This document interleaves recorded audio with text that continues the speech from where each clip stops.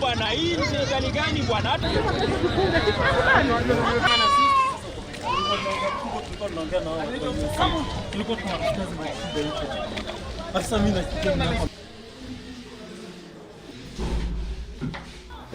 Cholera imekuwa outbreak katika hapa Soweto already. Hii Soweto village Kayole. Watu 3 washakufa kutoka hiyo hospitali ya kwetu hapa juu. Kiini cha hii mambo yote ya cholera, hii mambo ya kukimbiza watu hoteli haifai hata.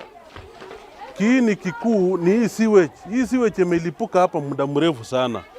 Na hapa watoto wako wanacheza, watoto wa shule wanacheza hapa. Nimekula mtura pale Kayole. Kuja kwa nyumba nikaanza kuhara na kutapika. Hali imeanza kusimama hiyo kuhara. So si maji ni chakula.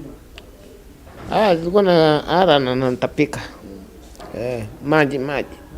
Hata ukitoa chakula utapiki chakula. Asubuhi vile niliamka nilikuwa naenda njoo. Nikasikia vibaya kwa tumbo, mara hiyo nikatapika. Sasa hivi nimekuja hapa ilikuwa mbaya sana kutapika. Sasa hii narudi sawa.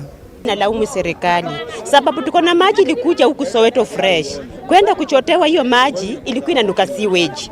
Kumaanisha hiyo maji nani sewage simeblock, simechanganyikana pipe ya maji safi, imechanganyikana pipe ya maji ya choo. Haya, angalieni mitaro ndio hizi simefuda ni simejaa. Hakuna mwenye anatufungulia. Kanjo wanasanya takataka kila wakati. Mitaro zimejaa. Mvua ikinyesha, hizo masiweji ndio hiyo. Ukiangalia choo zingine, watu wanafungulia. Mvua ikinyesha, watu wanafungulia maji na ni mapchoo. Hii ni maisha gani yenye tunakaa? Njaa iko, kila kitu imepanda. Hawa mama yenye wanapika mandasi hapo kando ya barabara, wanafurugana nayo na hizo vitu sao dogo. Sasa wanataka hii serikali ifanyie sisi nini? Wananchi mnataka wakufe ndio mbaki peke yenu ama nini?